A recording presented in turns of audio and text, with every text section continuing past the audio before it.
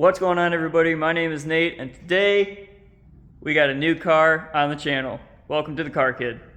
Now, I know it's been a while since I've been kind of on and off of here, and I know I kind of say that in every video, but today I have a very exciting update for you guys. This is probably one of the biggest, greatest cars I can say that I've added to my personal collection. This is a car that I've wanted since I was a little kid. Since we built the Willys, I've always wanted a Pro Street car, and I've always loved the third gen Novas. I don't know what it is about them. I just think they're a great looking car, and especially as a Pro Street car, I just, hands down, in my opinion, the best looking car out there. And back right around the time I got the Jeep, I was kind of looking on and off at some, and that's when the prices of them were like, you could get a pretty good, running and driving, I wouldn't say like pristine show car, but something you could take to a show, in the low teens, And in today's market, if you guys have been paying attention to it, you can't touch anything in that condition for under at least 40 grand. So it's just gotten ridiculous. But this car that's sitting behind me right now, I was able to find in my price range exactly what I was looking for. And let's get out of all the chit chat. Let's just show you what we got behind us. So this right here is my 1971 Chevy Nova. This car has, I guess I don't have a whole lot of history on the car, but what I do know is that it was a drag car. I believe it was built sometime around the 90s, and it was bracket raced. The best time it ran was mid-11s, and I'll show you exactly what we got powertrain wise and everything here. But essentially, when I got the car, the gentleman I bought it from didn't really change anything from when it was a drag car to when he used it as a Pro Street car. Because of that, it wasn't ideally a Pro Street car. It was more of a race car that somebody drove on the street. And I got a few videos of some of the things that I've changed on it since I got it, and I'll put that here in the clip here in a second after we get through this. But I've done quite a few things to get it back to more of a Pro Street car, something you can drive on the street, take out to a show, take out to go get ice cream or whatever, take it out for a cruise on a Saturday.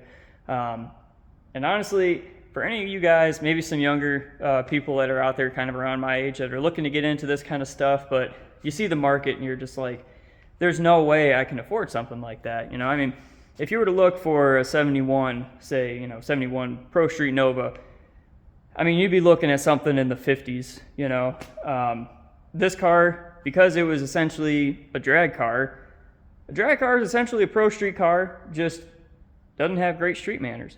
And you can put street manners into a drag car, I want to say relatively easily. It depends on how much of a drag car it is. If you got something that runs 7s or 8s, yeah, that's going to be a little bit more difficult to put on the street. But something that ran 11s, it's relatively easy to put in, to turn into a street car. And like I said, I got videos of what I've done to it, and I'll go ahead and put that in here after this clip. But let's go ahead and show you a little bit more in depth about this car and show you what we're dealing with. So like I said, it's a 71 Nova.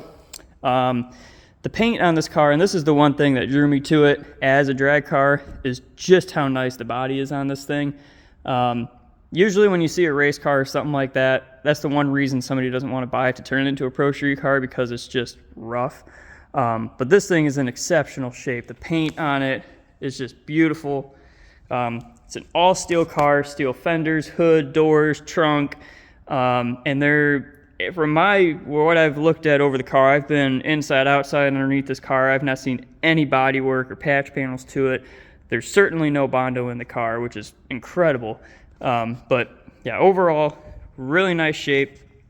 Some of the little things I've done is I put some new trim on it since I've gotten it. But overall, this is pretty much aesthetically what it looked like when I first got it.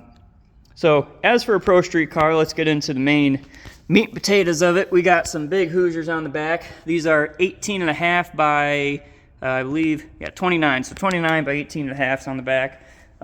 They got Weld Alumistar wheels on the back. We got Billet Specialties on the front. Like to get Billet Specialties for the rear, but right now that's not in the budget at this second. Yeah, definitely nice little tub job on it, nice and narrow. It's got a Ford 9-inch in the rear. That's one of the things that I'll show in this video that I did change out. It had, I was told when I bought it that it just had a 488 rear gear in it. I didn't know anything else about it. And the axle seals were leaking really bad on it, so I decided to pull the axle shafts out, and I wanted to put a more streetable gear in it anyway. So I had a 355 Posi laying on the shelf. It was actually from the Willys when we first got it. So I threw the 355 Posi in there, and it turned out that the 488 that was in here was actually a spool. So definitely not streetable at all. And there's another reason, and again, the clip I'll show you here later on, why you don't want to run a spool on the street. So the Posi is way more street friendly. A 355, you can cruise on the highway with it. It does have a really high stall in it. It's an automatic turbo 350. We'll get into that in a minute, but aside from that, it's a pretty streetable car at this point right now.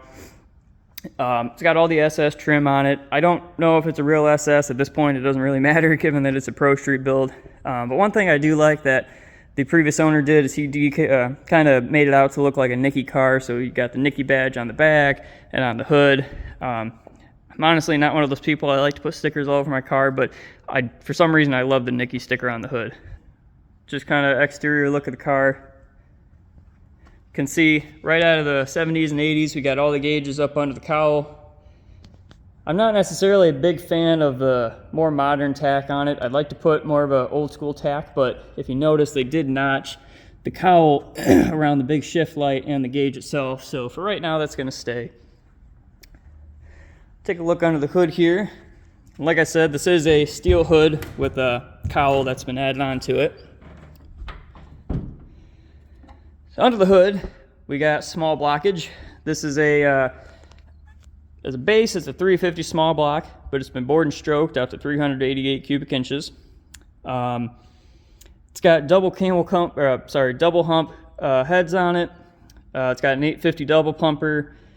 Pretty much all the stuff that you'd see on your uncle's car that used to hot beer cans back in the 80s. So again, small block, runs great. I got no problems with it. Big block would be awesome at some point down the road, but as you can see, we got long tube headers on it, aluminum Edelbrock Jr.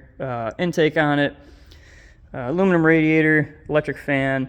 This is mechanically, other than the rear gear, mechanically this car is exactly as it is when it was raced and ran 11s. So I did go and rejet the carburetor. I changed out the jet sizes, the power valves in it. It was not happy when I got it, so that's been rejetted. But aside from that, mechanically, everything else is as it was when it was raced. We got mechanical steering, manual steering, manual brakes. We do have line lock. Haven't tried that out. Don't really have a desire to right now because if you guys have looked at the price of those tires, they're not cheap. So maybe at some point, I would like to get a taller sidewall. Like I said, these are 29 inch tires. I like to put maybe a 31 or a 32 on there, depending on how close I can get it to the quarter up there. But yeah, so maybe when we go to get new tires, we'll test out the line lock. But one other thing about this thing that I did have to fiddle with quite a bit when I got it is because it was a race car, it does have locked out timing, which means your timing is set at whatever you set it at. So usually on a street car or something, you'd have a mechanical advance, you'd have a vacuum advance, something that as your RPM increases, your timing increases. Well, for a race car, you just want that timing to be maxed out all the time. So that's what it's set at. I've been fiddling with it back and forth, and I do know that you can change this particular distributor. It's an MSD distributor. I can easily make it into a mechanical advanced distributor again, but for right now, I don't really have a need to. I've got it to where it runs good. I don't really want to finick with it right now. So going on the inside of the car, I have changed a few things in here just to make it a little bit more street friendly. It had, you know, the 1980s Grant race steering wheel on it, so I put a nice billet wheel on it. The seats, these are not probably going to be the permanent seats that stay in the car. These are just some Corbos that I had sitting around. They did have some, they're sitting around here somewhere, but they were vinyl reclining race seats. I didn't like the look of them. So I had these sitting around anyway. I put some nice PRP harnesses on them. We obviously have a full cage in the car with the front hoop and everything.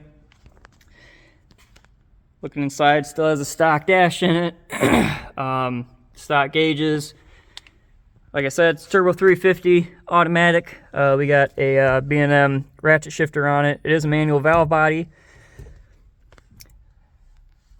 But yeah, I mean, overall the interior is really nice on it. Obviously, no rear seat with the big tubs in the back. You got your roll cage crossbar back there. And one thing that I do really like about this car, and I noticed this in the pictures, was this patch panel right here. And if you guys know anything about you know, early GM cars, this is usually the cutout for a 4-speed, meaning that this was originally a 4-speed car. And then if you look down here at the brake pedal, you'll also notice it's a small brake pedal. An automatic car would have a wide brake pedal. So that told me that this car was originally a 4-speed car. And knowing me, I love sticks. So at some point, I'd like to switch this Turbo 350 out for something like a Tremec 5-speed. And when I went to go look at the car, I went down here and I was like, yeah, that's definitely a small brake pedal. And I looked a little farther, and if you pull the carpet back, your clutch pedal is still in here, which is perfect. So they just kind of tucked the clutch pedal back there and threw the carpet over it. So when I do decide to put a 5-speed in it at some point, I got the clutch pedal all ready to go.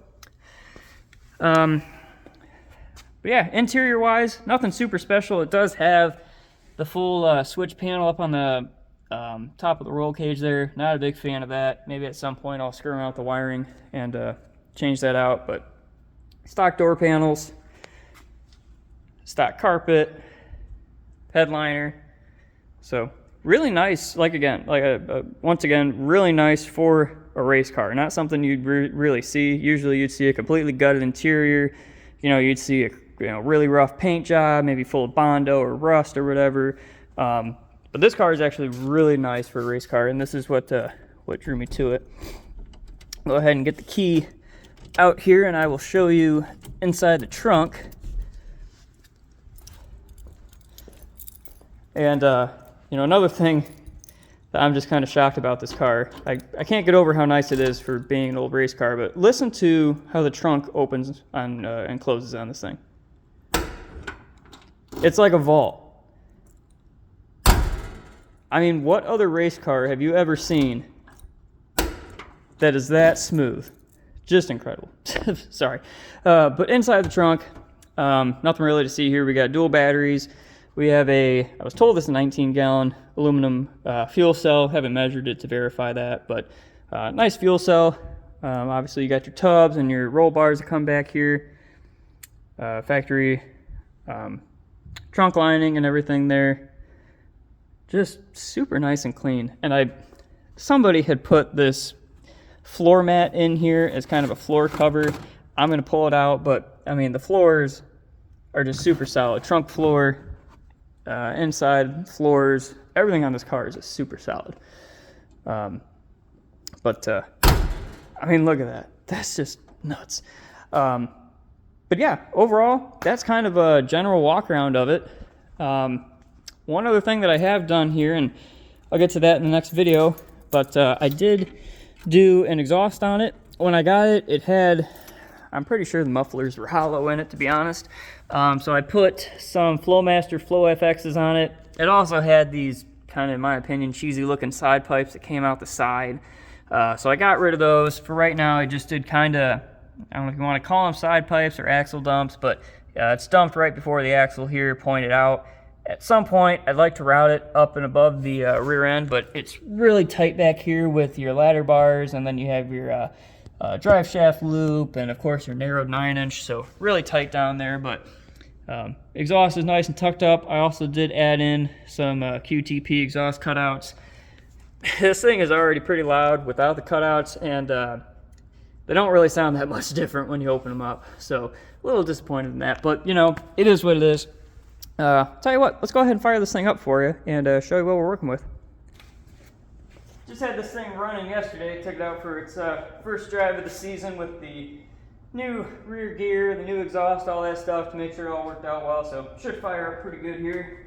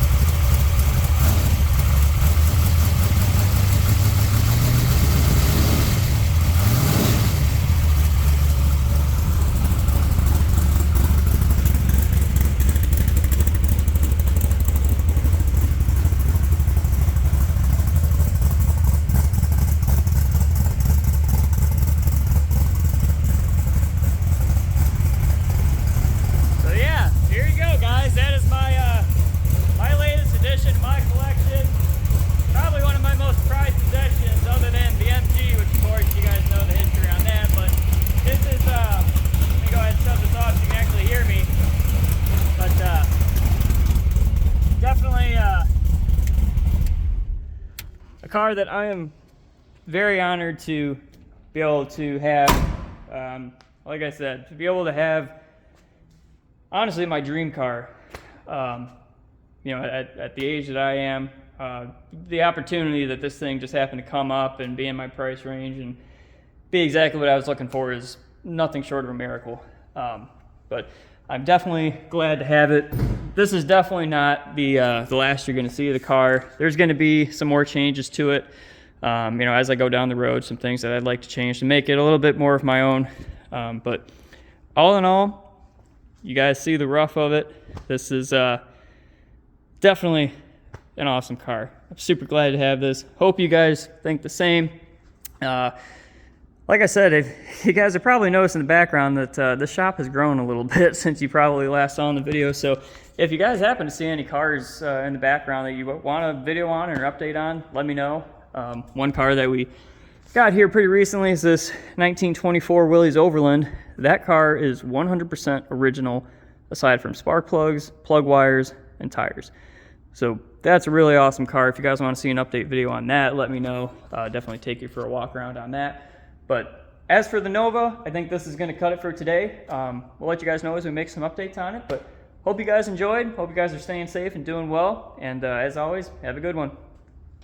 All right, so to give you guys some updates here on what's going on with the Nova. Currently, we've got the rear end torn apart. See, I got the axles out over here.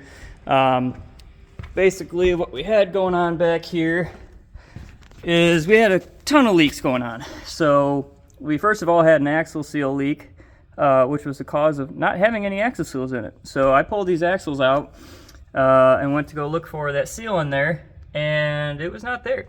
So there was no axle seal on either end of this car.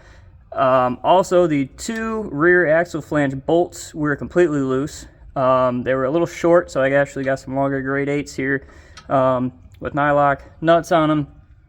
And then we also had some brake leaks, I think, on that side.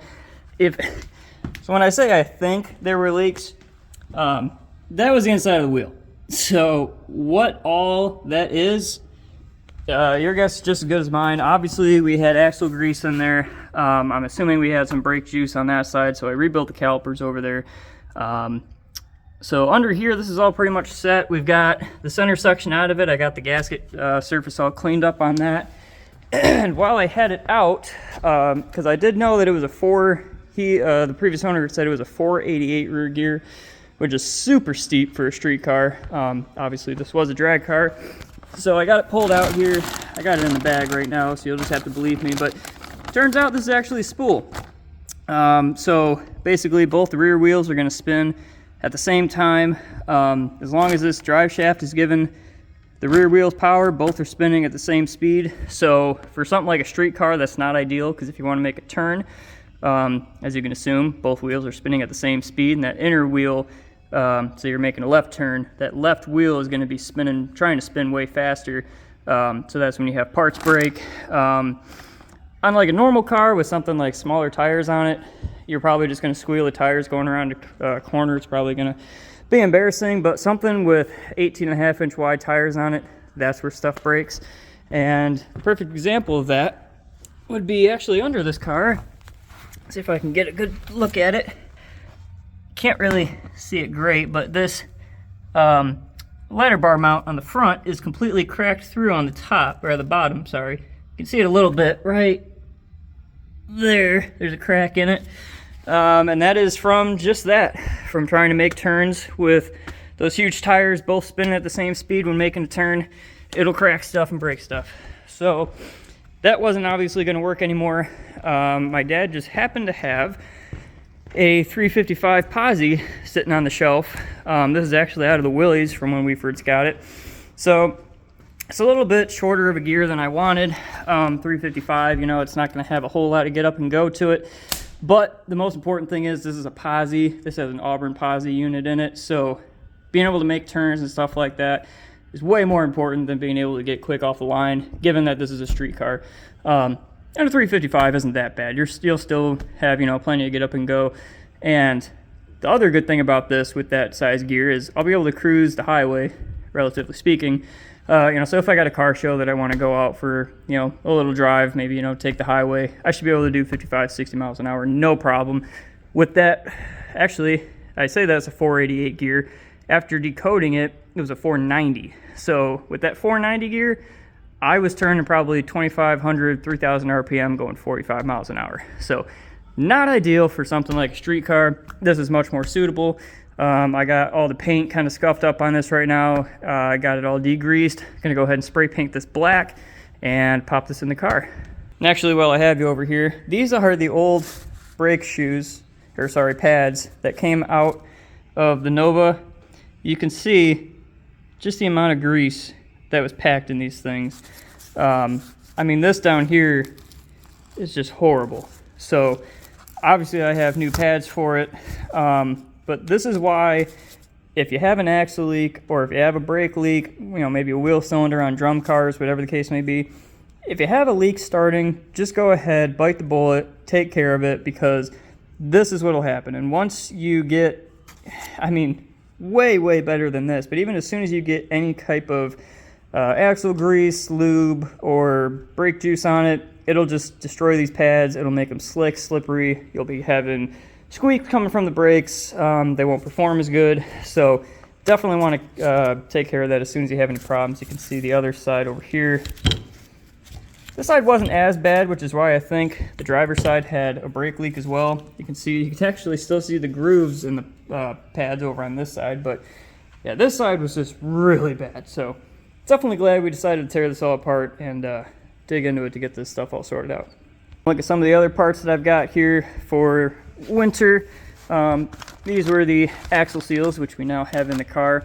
I was really afraid of having any sort of axle seal leaks on there, because when I took this all apart, or I ordered these before I took that apart and found out there were actually no axle seals in it. I got these axle flange gaskets. They're just stamped steel. They're not going to prevent a leak, but they may help a little bit, so I got a couple of those. We got our new brake pads here. Back of the trans is leaking pretty good, so I got a tail shaft seal for that. Obviously, we have our center section gasket for the rear end. I have a transmission pan gasket and a finned aluminum trans pan. Also, I got a new dipstick because this one's leaking pretty good and I wanted to seal it up. If you can't tell, the main theme of this winter's work is going to be sealing up leaks, because I'm tired of having to throw a piece of cardboard under this thing every single place that I park it. So I think that takes care of all of the leak fixes I have. Other thing I have over here is exhaust. So I have some 3-inch stainless tubing. I have a stick of it, two sticks of tubing down there, and also a U mandrel bend there. And what I'm going to be doing with the exhaust is, if you look at the side here right now, I'll tell you why I'm not a fan of the exhaust on this. First of all, I hate the look of exhaust tips sticking out of the side of a car, especially like this. It just looks really dorky. Now on the Willys, it kind of fits just because it's nice. It's tucked up there, it's not sticking out. It just kind of blends in. That I don't mind. That I'm not a fan of. So the other thing of why I'm not a fan of this big side exit exhaust is because you can see just how low that exhaust is hanging relative to the bottom of the rocker. And that's because they had to drop it way down to get under this frame rail to get it out of the side. So I'm basically going to be replicating what we have here up to the back of the muffler. So this is all just steel tubing right now. So I got stainless so that we don't have to worry about painting it, worry about paint flaking off or rust or anything like that. We're just going to run the tube straight back into our mufflers. I have different mufflers because I like a loud exhaust just like anybody else. Don't get me wrong. This is just ridiculous. I am willing to bet there's probably a 98% chance that these mufflers are just completely hollow inside and that there's nothing in them. This Willys behind me with a blown Hemi has Flowmasters on it. That's loud to me. This is just absurd. So I did get some Flowmasters for it to put on here to hopefully make it so you can at least talk to the passenger inside of the car, or if someone's trying to help me back in with Spot, I can hear what they're trying to say. And then basically we're just going to take it right from the back of the muffler. We'll put some kind of 45s or 90s out to the side here, so it'll still be under the car but pointed out so that we're not kicking up dust and everything. And also this will be picked up quite a bit higher, again, since we don't have to go up under the frame here as well. So that'll be another winter project coming on probably another episode, but that's what we got going on right now. All right, so let's get you guys a little halfway update, more like 3/4 update, because we're almost to the point where the Nova is ready to go for the summer. Spring is actually here. We got some nice days coming up, so we're going to try and get this thing on the road. So little update for you guys. The rear end is now put back together. The 355 Posi is now up in there. So new center section in here. Redid the axle seals, rebuilt the brake calipers. Pretty much everything under here has been redone with the rear axle, so you can see the calipers in there. The inside of the wheels are now super clean. I should have taken a picture as to how dirty the inside of the wheels were before, but they were just disgusting. So rear end is now done. A couple other things we did. The interior, as you can see, we got a new steering wheel on here. This is can't think of the name brand of it, but it's Billet steering wheel. It's not Billet Specialties. I wasn't willing to pay the $500 for a steering wheel. So got that. It's really nice, leather wrapped, polished on the back. Also got different seats in it. These aren't exactly the seats I plan on keeping in it long term, but they were better than, I don't think I have them sitting around here anywhere, but they're better than the kind of, in my opinion, cheesy leather reclinable ones. So these are Corbos. Also got some nice new PRP harnesses in here. So seats are ready to go. Otherwise, the interior, I don't think much has changed in here. Pretty much kept a lot of this the same. We did some little stuff like some knobs and switches and stuff like that. We cleaned up things that were just broken over the years. Under the hood, I can't remember if I updated you guys in the video or not last time. The 850 double pumper has been rebuilt, rejetted. Accelerator pumps have been changed out. All that stuff has been dialed in for this 388 stroker. This thing now runs like a top. Same thing up here. I don't think anything has really changed under the hood. I did all new plug wires, changed out the plugs. Yeah, pretty much just went through up here, did a basic tune-up on everything to make sure it's running tip-top shape. And the reason, I think the only thing it's really waiting on right now to get on the road is I found these on Facebook and I just couldn't help myself. Ended up getting some cutouts. So ended up fabbing these up. This is going to be a super tight squeeze under the car. So I actually welded them onto this 6-inch piece of pipe here. 3-inch diameter, of course, is the exhaust I'm running under the car. That's the other thing I did is I put the new exhaust on. We'll show you that. But these are real nice cutouts. Like I said, I put them on this stub piece of pipe because underneath here, and this will give you guys a sneak peek at the new exhaust. Close this door so I don't knock myself out when I get back up here. As you can see before, we had these side pipes sticking out right in front of the rear tires. So we did a nice little semi-axle dump, I would say. It's not necessarily an axle dump. Still shoots out to the side, but we got some real nice Flowmaster Flow FXs on here. And the reason I put the cutouts on that stub piece of pipe is because this is the only place right here that I can put them. It's like a 2-foot long section, and not sure if you can tell, but it is super close to the frame rail. So the way I cut and section them onto that piece of pipe, they will just perfectly fit in between here. They're going to be angled down a little bit. Clearance should be fine because they're no lower than the bottom of the headers.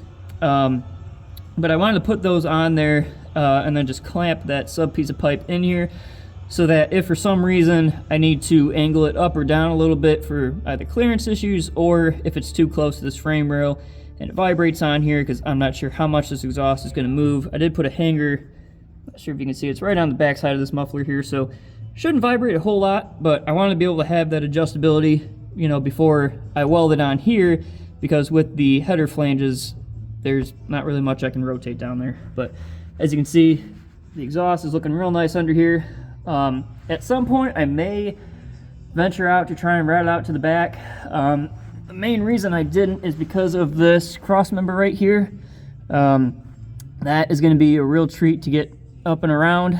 Also, our pipe bender only goes up to 2.5 inch. Like I said, this is 3-inch exhaust. So I would need to take it somewhere to have them do it. Obviously, in the middle of winter, didn't have time to do that. So side pipes will work for now. Gives you a better look at the underside of the car here. And while I'm down here, I will show you one thing, and this is a PSA for all you guys that say, oh, you can run a spool on the street. Let me show you right now why you cannot run a spool on the street. All right, now before I get a bunch of crap from you guys saying, oh, I've been running a spool on the street for 20 years and I've never had a problem. You can, but it's really not wise to, and this car right here is a perfect example of why you should not do that. Now, for reference, a little backstory on this car. It was a race car for about, I think, around 10 years or so, and the guy I bought it from had it for about another 10 years, and he drove it down the street with a 490 spool in the back. And obviously, one of those guys that I don't know if he just didn't know it had a spool in the back, or maybe he just didn't care, but the reason you don't want a spool is because, like I said, both wheels spin at the same time when you're going around a corner, and usually it would just skip the tire or, you know, spin one wheel or whatever, but with these 18.5-inch wide Hoosiers on the back, it didn't want to do that. So instead, it actually cracked the ladder bar bracket over here, and I don't need a bunch of people telling me how my welds look like shit under here. That's just the way it is right now. If I need to, I'm gonna end up having to replate it anyway, but it basically cracked straight through the ladder bar bracket on both sides. Luckily, it didn't go all the way up past the top, because otherwise, whole rear end would have come out of the car. So I did weld this back up. Once again, it may crack again, I don't know. This car is not gonna see any track time. It's not gonna see any hard launches or anything like that. It's just going to cruises, going to shows, you know, stuff like that. So yeah, I might get on it every once in a while, but it's not gonna see anything like it did back when it was a drag car. So now having a posi in the rear, this shouldn't be a problem anymore, even with these booger welds on there. But yeah, this right here, guys, is why you don't run a spool on the street. All right, obviously I did realize that I forgot to put a section in there for you guys to see the update on the Nova from when I was building it. Hopefully that fit in there all right. This is just an outro for you guys. Hope you guys enjoyed the video. Make sure to like, comment, subscribe. Let me know what you thought. If you have any questions, want to see anything else, really appreciate it. Thanks, guys.